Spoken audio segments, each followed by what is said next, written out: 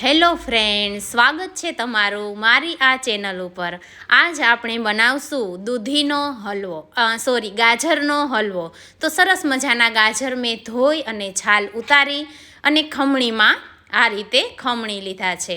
વચ્ચેનો ભાગ આગળ થોડોક કૂણો હોય એ હું લઉં છું। પાછળનો ભાગ વચ્ચેથી ખમણતા જ આ રીતે મેં કાઢી લીધો છે।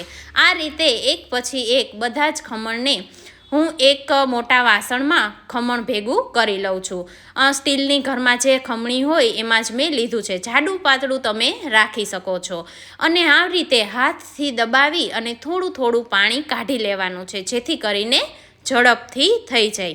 આ પાણી કાઢી લીધા પછી એમાં થોડું સંચળ અને લીંબુ નાખી તમે એનો જ્યુસ પણ પી શકો છો। પાણી વેસ્ટેજ જવા દેવું ના પડે। બધો જ ખમણમાંથી મેં આ રીતે પાણી કાઢી લીધું છે અને એક મોટા વાસણમાં ભેગું કરી લીધું છે। અને મોટા એક વાસણમાં એક ઘી ગરમ કરી અને એની અંદર હું બધું જ ખમણ ધીમા ગેસે શેકી લઈશ।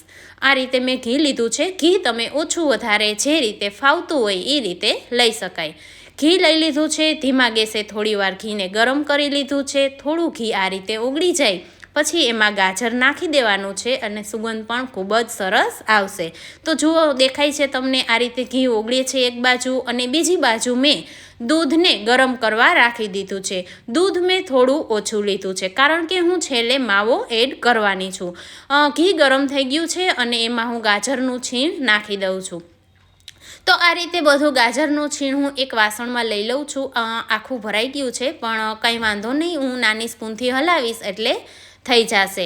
બધું છીણ એડ કરી દીધું છે અને ઘી વધારે લેવું હોય તો હજી પણ તમે ઉપરથી લઈ શકો છો, પણ હું અત્યારે આટલું જ રાખું છું। મેં મોટા 2 ચમચા જેટલું લીધું છે। ધીમે ધીમે આ રીતે ઉપરથી નીચે કરી અને ધીમા ગેસે બધું જ હું થોડી વાર માટે શેકી લઈશ ઘીમાં। સુગંધ પણ ખૂબ જ સરસ આવે છે ઘીમાં શેકાય એટલે। અને આ રીતે ધીમે ધીમે થોડુંક સંકોચાય અને ઓછું થઈ જશે, સમાઈ જશે બધું લગભગ। તો આ રીતે મેં મીડિયમ ગેસની ફ્લેમ ઉપર રાખી દીધું છે। ધીમા ગેસે એ શેકાય છે અને સાઈડમાં દૂધ ગરમ કરવા રાખ્યું હતું, જે મેં મલાઈ સહિત જ લઈ લીધું હતું। તો આ રીતે બધું જ દૂધ મેં એમાં એડ કરી દીધું છે અને ધીમા ગેસે ઉકળે એટલી વારમાં મારે થોડો માવો એડ કરવો છે। જો સિઝન ના હોય, શિયાળો ના હોય અને માવો ના એડ કરવો હોય તો દૂધમાંથી જ માવો બની જશે।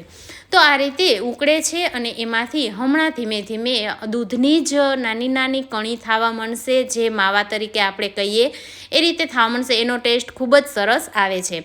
તો આ રીતે મેં ઉકળવા રાખી દીધું છે। એની રીતે ધીમા ગેસે ઉકળે છે એટલી વારમાં હું આ બાજુ થોડું ડ્રાયફ્રૂટની તૈયારી પણ કરી લઉં છું। છરીની મદદથી જ મેં નાના નાના ટુકડા થોડાક કાજુના અને થોડાક બદામના આ રીતે કરી લીધા છે। જુઓ, ઘણું ઓછું થઈ ગયું છે, આખું ભર્યું હતું પણ ધીમે ધીમે હળવે હળવે ઓછું થવા માંડ્યું છે। એટલે અધેરથી જ મેં આ રીતે ખાંડ અથવા સાકર તમે જે ખાતા હોય એ નાખી શકાય છે। ગાજર થોડુંક નેચરલ જ સ્વીટ હોય છે એટલે મેં એને બેલેન્સ થાય એ રીતે ખાંડ લીધી છે। તો આ રીતે તમે જુઓ, બધું જ દૂધ બળી ગયું છે, ખાંડ પણ સરસ મિક્સ થઈ ગઈ છે, ટેસ્ટ પણ મેં કરી લીધો છે, ગળ્યું કે મોરું કેટલું રહે છે। અને હવે આ રીતે માવો નાખી દીધો છે। માવો પણ તમે ઓછો વધારે તમને જેમ ફાવે એમ એ રીતે લઈ શકો છો। તો આ રીતે બધું સરસ મિક્સ થઈ જાય છે। જુઓ તમે, માવો પણ બધો મિક્સ થઈ ગયો છે, દૂધમાંથી પણ માવો થઈ ગયો છે, દૂધ બધું બળી ગયું છે।